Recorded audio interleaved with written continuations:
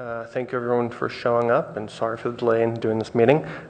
Today I'd like to open the Planning and Transportation Commission, a special meeting for May 17, 2016.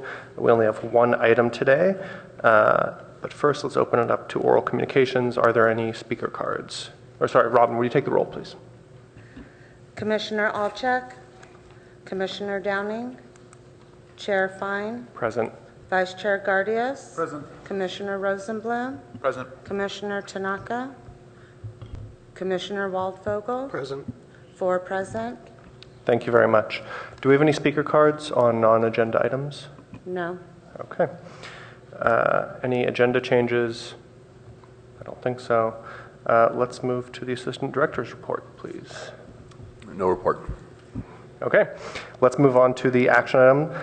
Just one today, review and recommendation to the City Council on the proposed 2017 to 2021 capital improvement plan and its compliance with the comprehensive plan. I believe there's a short report. Yes, thank you. Chitra will give you a brief presentation, and I believe everybody in this chamber is here to answer any questions that you may have.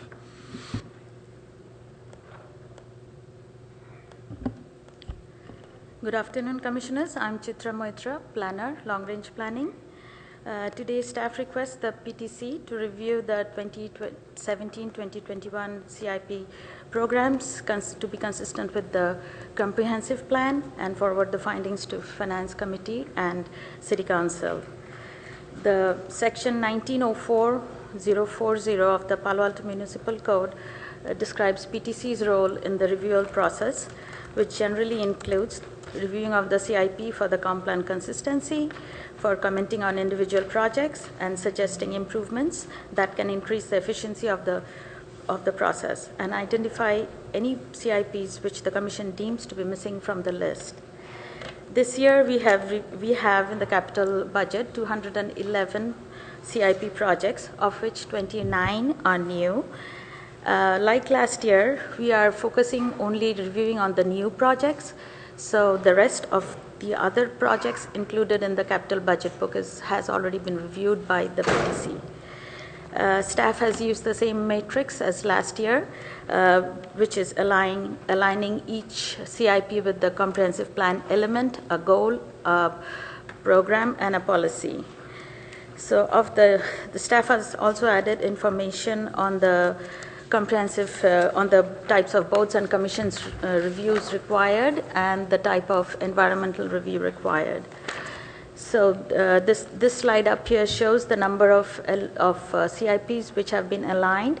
So over 80% of the CIPs of the new CIPs have been aligned with the natural environment element and the community services element.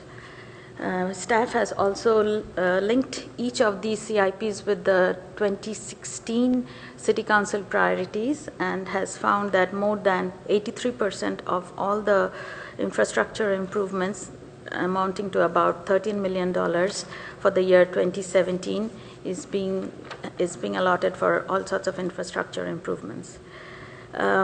Staff has also done a summary of the capital budget, of the 2017 capital budget invested by elements, and has found that about 50% of them are invested for improvements and are linked with the natural environment element, while 39% is for the community services element. So all these above analysis proves that the 29 of the new CIPs are in compliance with the comprehensive plan, and staff requests PTC to forward the findings to Finance Committee and City Council. Thank you. This concludes my presentation. Thank you very much. Do we have any speaker cards? No. None? Okay. Let's open it up. I think we can mix comments and questions, if that's okay by everybody. Let's just start with 5 minutes each. Vice Chair. Thank you, Mr. Chairman. Welcome back. Thank you. So I have a question to actually Josh about transportation project, if we can start with them.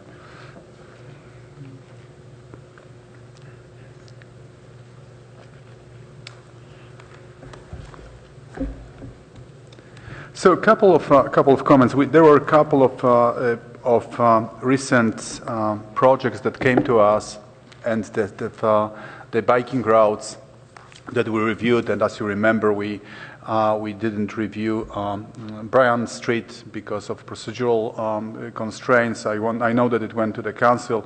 Is Bryan Street included in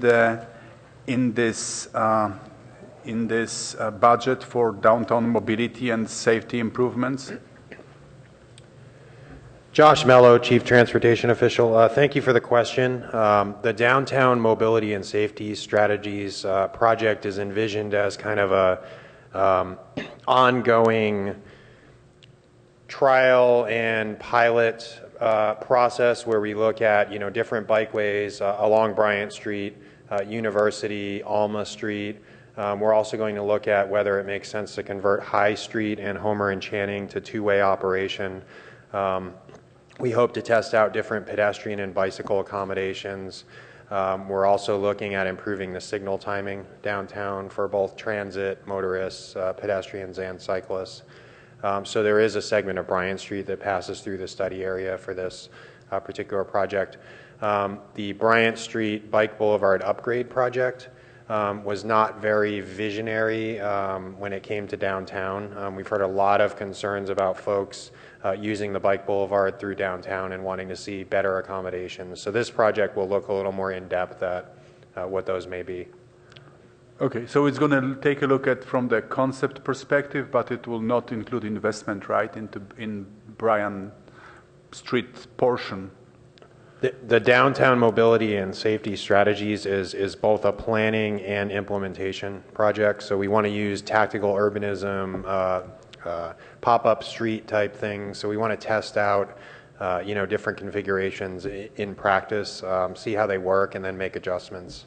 Okay, so that part of Bryant that will be considered under this investment would be including implementation of the solutions, right?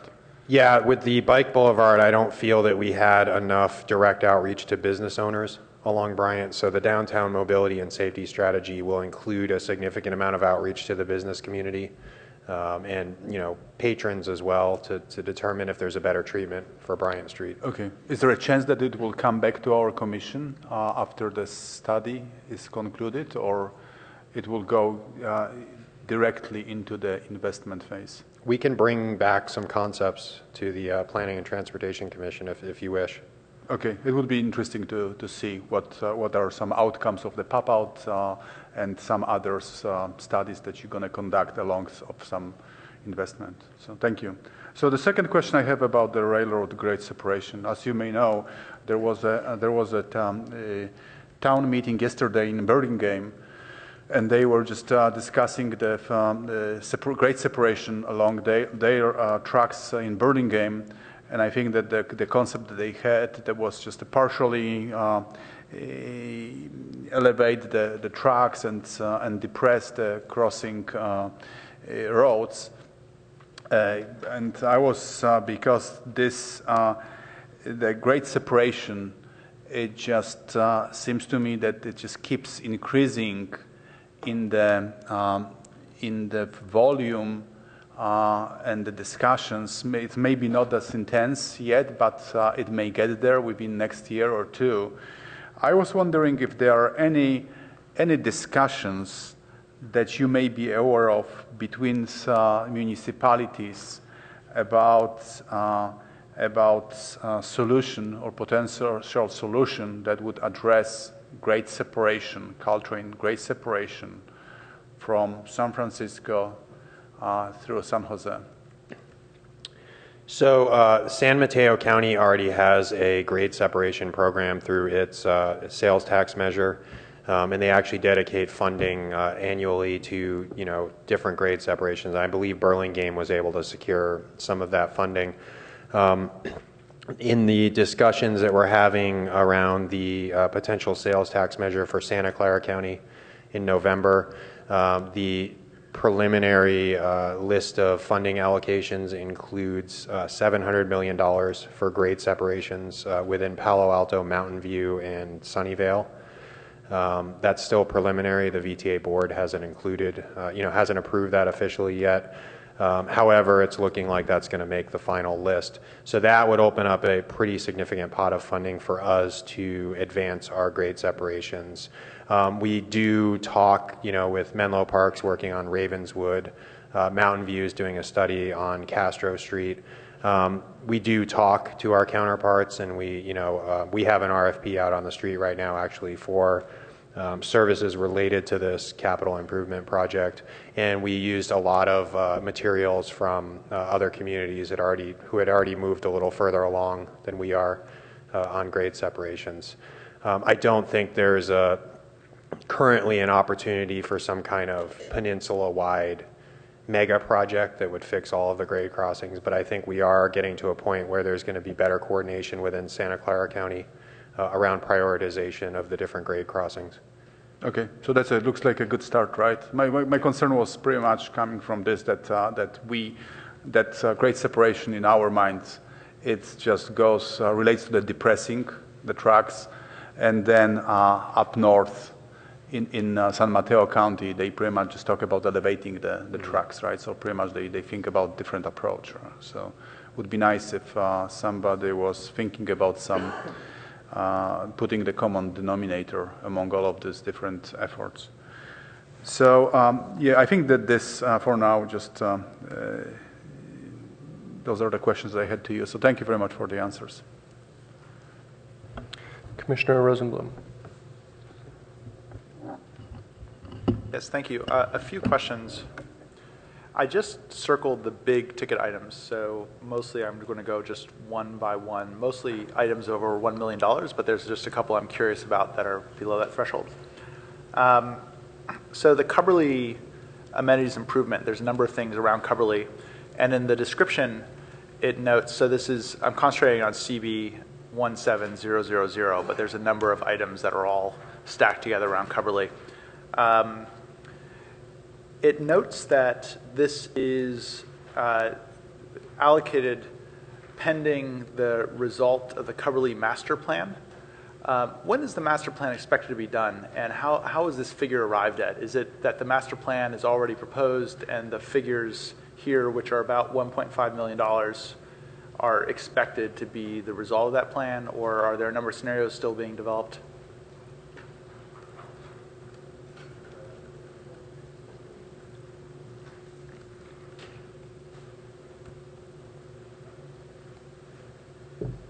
Good afternoon, Commissioners. Rob DeGhost, Director of Community Services, and this is Brad Eggleston, Assistant Director of Public Works.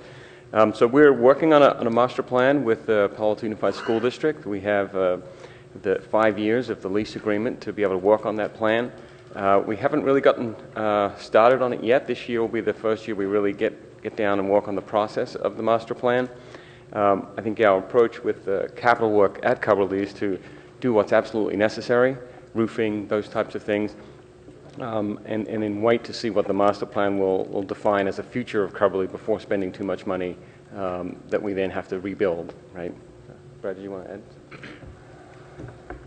add? Brad Eggleston. All I would add is that if you're specifically asking about the CB 17,000 project, Cubberley amenities improvement that it's discussing being placed in a reserve, that definitely, there's no cost estimating for any future projects that went into that. That was just kind of a round figure to place in a project and have available for future uses. Is there an estimate for when the master plan process is supposed to be decided upon? So this is just allocating money for reserve in the event the master plan is approved to begin this work. Is that right? Yeah, that's correct. The master plan will take 2 to 3 years to complete. So then why would this money be allocated for the 2017 budget? It's just the master. My understanding is that the first thought was to place the money for more specific projects, and then as we had some discussions about that, we decided to keep it in reserve until decisions had been made. Okay, thanks for the understanding. My second question they're similar but two different projects, probably not for you guys. EL 17003, which is the VA hospital customer load requirements $3 million. And the question is, I understand this is about upgrading the electrical capacity given the increased needs for the VA hospital. And I'm wondering, what is the VA hospital's responsibility in this? Is this something that the city has to bear the cost in conjunction with the Veterans Administration? Or if this is something that, actually I just don't know how the budgeting is apportioned when there's a federal agency that is upgrading and therefore needs us to accommodate. Good afternoon, Commissioners. Dean Batchelor, Assistant Director of Utilities. So the way that works is that we have to extend some of our own infrastructure portions of it to where this new substation that they want to build on their premise. So anything that's built on the substation cost is going to be relied on from the VA standpoint, but we need to actually increase our capacity from our other substations, our internal substations. So there's going to be 2 substations that we're going to have to upgrade, and then we have to trench and do some overhead infrastructure improvements of about 2.5 miles to get to where this new substation is going to be. So the city is obligated to fix those pieces so that we can serve that one substation of theirs, but the cost of the substation on their property and the building of their substation will actually be on the VA. So that's how we budgeted. We looked at what our cost will be for increasing our capacity as well as what it takes to do all the infrastructure improvements. And a quick question for staff. So Jonathan, is this something where our purview is to try to figure out if this is in accordance with our comp plan? It is not really around does the VA, like who is responsible for what? But we're just looking at, is this in accordance with the comp plan? Is that right? That's correct, the former. Okay. Second, again, just a clarifying question then. EL 17006, which is electrical pole replacements for fiber. And the description is that this would be a Google project, and this would be our estimate for what the city would have to do in terms of replacements for accommodating, but that the final costs are not yet there. Is that? So I would just like to understand, this is the biggest single item on the ledger, I think, at $5 million. So I'd like to understand this one a bit better. So I think the thing is that what we have to do, Commissioner, is that it still hasn't been determined yet if we're going to get into this co-build with Google at this period of time. If we do, then we've estimated out that about 600 poles, about 10% of our poles need to be replaced because of the height limit, or that the pole just needs to be replaced because the loading of the calculations of the pole are not going to be able to withstand the extra cables on that pole. So we'll have to redo those poles. Now, if the city decides that we're not going to go joint venture with them, then at that point, Google would be on the hook for that cost of what those pole replacements would look like. But we needed to put it in the budget because we don't know where we're going to go at this period of time. Okay. And then finally, at least from my perspective, things to understand around the downtown mobility. I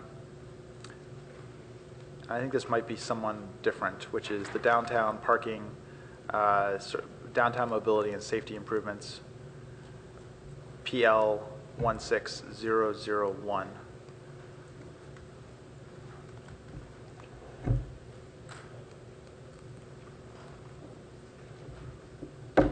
So this estimate is highly specific, so $563,143, and it's for planning, design, and construction of multimodal safety improvements in downtown Palo Alto. So does that mean this is already, we've had engineering estimates that this dollar figure feels like it's down to the construction cost? Have we already designed this? The number is not a round number because it includes staff time allocated to the project as well, which gets us to the kind of wonky numbers that we see in here. The estimate is based on our best guess planning level cost estimates for the type of improvements that we would like to do downtown, which includes signalization, signing and striping, and some other potential changes. Okay, thanks. That's my only question. That's it for me. Commissioner Waldfogel. Thank you. Josh, since you're here right now, I'll just ask you one very tactical question, which is whether the Embarcadero signals are budgeted in this cycle, or there seems to be some concern about whether those have been addressed yet, the ones at Town and Country. So the signal at the Town and Country driveway and the adjacent signal at the pedestrian crossing were updated last year. They are not yet linked to our central traffic control system. We are working on that right now. We have to do a wireless connection because we can't get through across the Caltrain corridor with fiber. The rest of our signals are linked by fiber. So that one is in process. We're going to link that by mobile, probably a mobile cellular technology. And at that point, we're going to coordinate all of the signals along Embarcadero Road all the way from 101 to the Town and Country driveway. We're also going to secure the timing plan from Caltrans for the Embarcadero at El Camino signal, and we're going to integrate our signal timing with Caltrans as best as we can. That's going to be done with internal resources this year. Okay, so it's all built in, and yes, great. That's fantastic. I think a lot of people will be thrilled with that. The other one, I'm not sure if there's a specific line item for this, but is there any category I should be looking at for smart city investments, for data collection infrastructure? I mean, is that a traffic issue, or sort of whose area would that be in?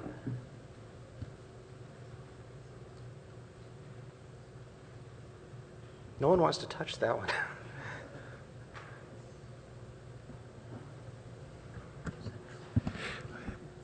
We have some ad hoc, Lalo Perez, Chief Financial Officer, we have some ad hoc projects, but not a central project. That's why we're looking at each other saying, what do we have?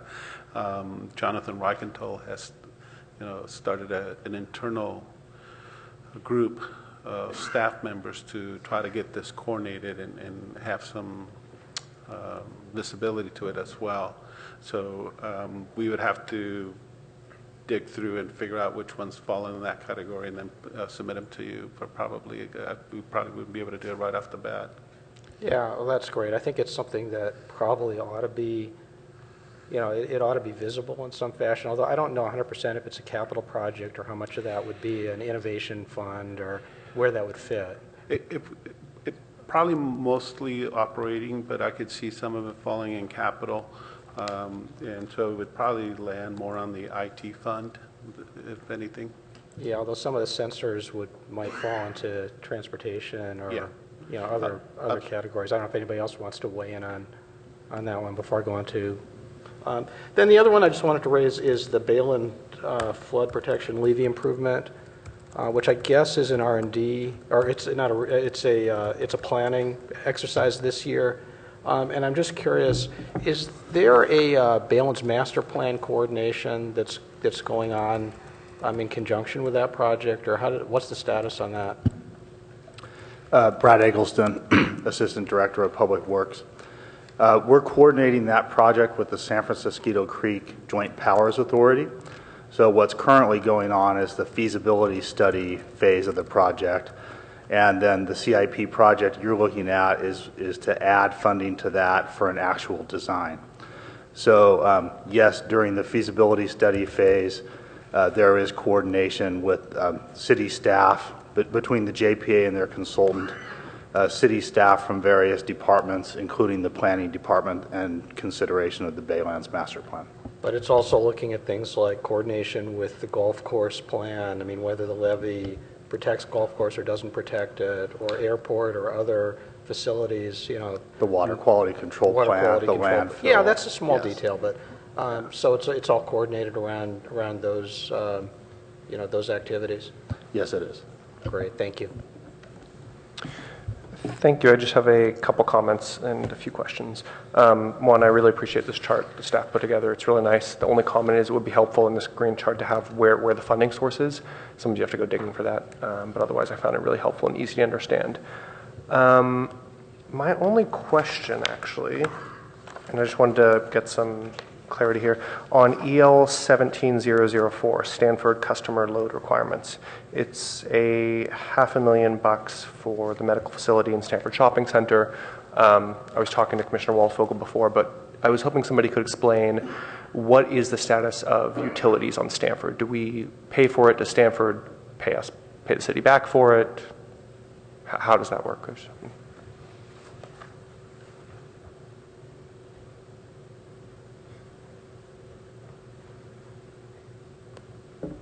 Dave Yen, Utilities Administration. For that project, I think we're estimated about 80% reimbursement from Stanford, and the rest of the city will probably fund our own infrastructure. Great, thank you very much. So just a last comment there then. It would be helpful for some of these projects if we could see where the city's being reimbursed. I saw there was another one by, I think, the Air Quality Management District for like the EV chargers. That's stuff the city should be promoting and saying, you know, we're getting the money back from some other source. Otherwise, I don't have any questions, but I'll open it up to anybody else.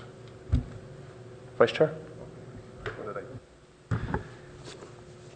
Yes, so thank you, Mr. Chairman. So a couple of supplemental questions. So about the chargers for the city, I think those chargers will be in the City Hall garage, right? Is it right? I'm sorry, can you repeat the question? Chargers would be installed in this garage, right? Actually, the grants that the city has received and has indication that we expect to receive have them installed in several different garages downtown, and I believe also in the California Avenue district. And so really this project where you see the Civic Center electrical upgrade, this had previously been scheduled, I believe, in fiscal year 18 or 19. And what we've done now is created a new project where we combined the electrical upgrade with Civic Center along with the fronting of the money that's needed for the grant for the EV chargers, in the hope that we'll be able to add some capacity here and shift some of those chargers to the Civic Center garage.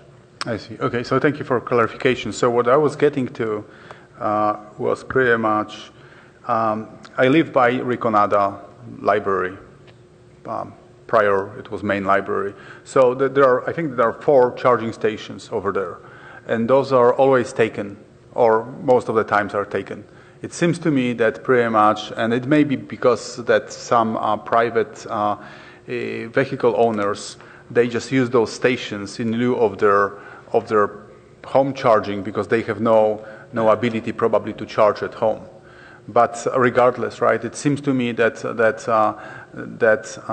the capacity of those stations was not properly estimated, because there should be at least maybe 6 or 8 of them to make sure that there are empty stalls for some additional cars that would like to just power their batteries. So I'm just making this comment. Just please take a look at the estimate, because it seems to me that demand may be greater than it was assumed at the library.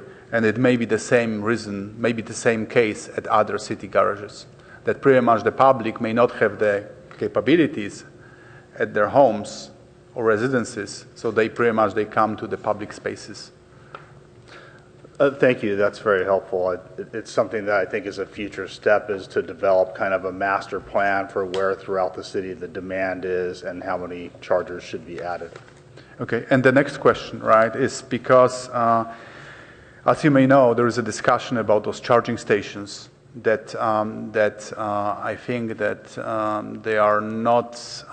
they are specifically regulated this way, that the public utilities like Con Edison or Pacific Gas and Electric, they don't have ability to, they don't have legal power to invest in those charging stations. I believe that's the current legal landscape.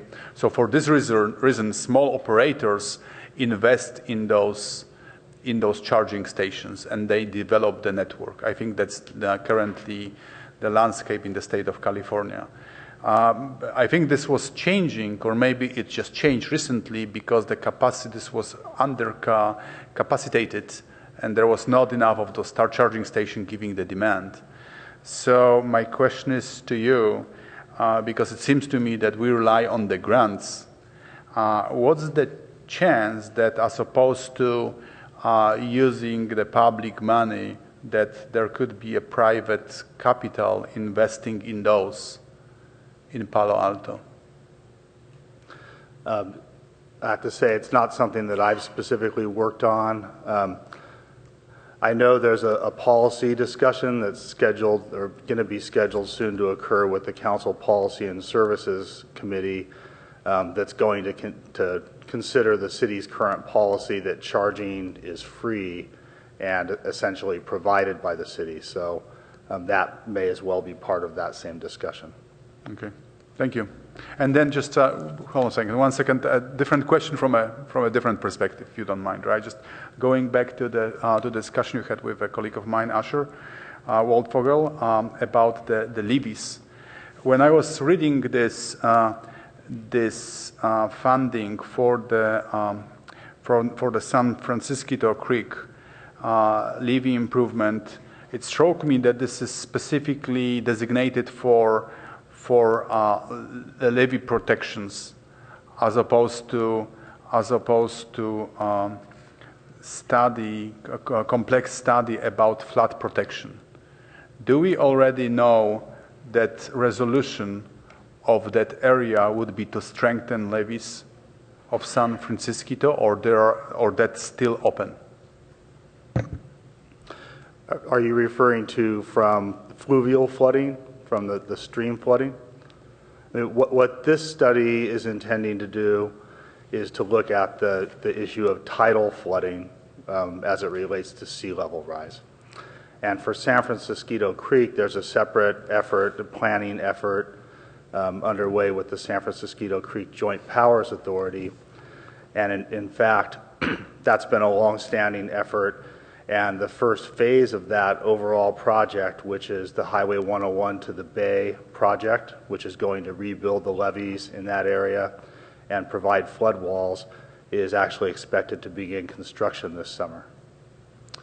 That's right. I was thinking about that portion from 101 to the Bay, because that's where the levees are, right, along San Francisco Creek.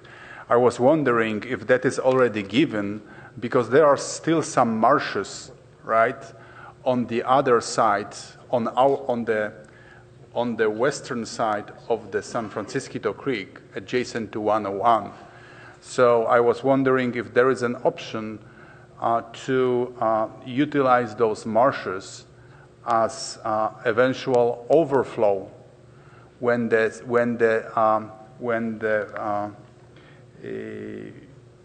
flood level would be rising, as opposed to just creating a wall along the creek. Actually, I believe that is a feature that has been built into the JPA's design for that particular levee. If you're thinking of the tract of salt marsh that's kind of to the northwest of the levee, I believe they've built in what they're calling a degrade of the levee in that area, so that flows over a certain capacity could flow over the levee and into that wetland. Okay, very good. Thank you very much for this clarification. Thank you. Just one other comment, and I want to hand it back to everyone else as well.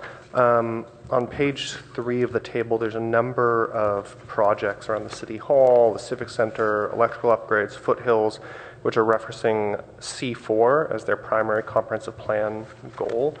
C4 is more about collaborative relationship with the school district and maximizing use of school facilities. Is that purposeful? I was just wondering, I mean, I just didn't see the complete connection there. So there's just a whole row of them on page 3 or 4 of the table, from 17008 to 21001.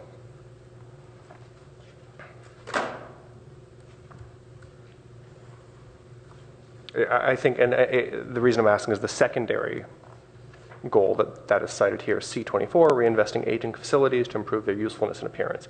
It seems like that might be the primary.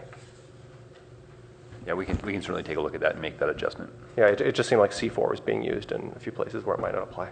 Thank you. Any other questions, comments? Commissioner Rosenblum? Just as a comment, I personally, as with all of these infrastructure reviews, they always fit our comp plan to a certain extent. I mean, it's very hard to not fit our comp plan, which emphasizes having top-of-the-line infrastructure. It's very difficult. One thing I've asked for in the past, and I'll ask for again, is it's difficult to really understand how well this fits our comp plan without having in the context of like other potential plans. So when you put this together, there were choices made. There's probably a long list of things that everyone in the city wants, and then you made some trade-offs and decided this is what we're going to go for within a budget constraint. And so one thing that would be helpful to the commission would be to understand different packages and to say, okay, here's a choice that probably with a higher budget, here's a choice with a lower budget, and we picked this, and here's why. And I think that it would be helpful for us to help give better input. The way we currently try to evaluate whether or not this is aligned with the comp plan is exactly what you do, which is you take each line item and find the relevant line in the comp plan that refers to something like that item. And going back and making sure that that's a one-to-one connection. I think all of us trust that your mapping was done properly. Given what this is, I find it difficult to say this is not aligned with the comp plan. I think everything here seems quite logical.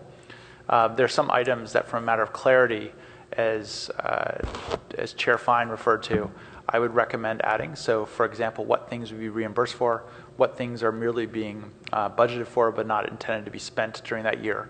And that includes some fairly large ticket items, so that would change the idea of what you're actually spending and what portion of it would be either back to you or would not actually go out the door.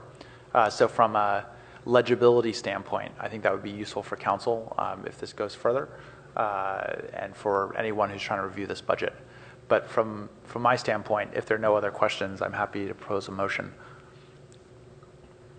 I generally agree with Commissioner Rosenblum on that, and one other way to think of it, especially now as we're going through the comp plan, is it's maybe a little unorthodox, but if the city were to essentially, given $100, where would you put those dollars on each comp plan goal, right? And that would give us a way to kind of add up. We really should be focusing on C24 because there's $15 there, and these are, $15 being spent towards that. So it's an issue of prioritization. With that, I'm also open for any motions. I think Commissioner Rosenblum was. Sure. I'll make a motion that we find the 2017-2021 capital improvement plan consistent with the comprehensive plan and forward to the Finance Committee and City Council. So there's a motion. There's a motion on the floor for us to recommend approval of this and forward it to the Finance Committee. Do we have a second? I'll second. Commissioner Waldfogel seconds. Would you like to speak to your motion? Would you like to speak to your second? All in favor? Aye. Aye. And the motion passes unanimously. Excellent. Thank you all so much for that item. Thank you to everyone who showed up and for the information you helped us, you provided to us. There's no approval of other minutes, no study sessions, any committee reports. Any questions? All right, we are adjourned at 12:44, and thank you all so much for the lunchtime meeting. Thanks to staff too for organizing it.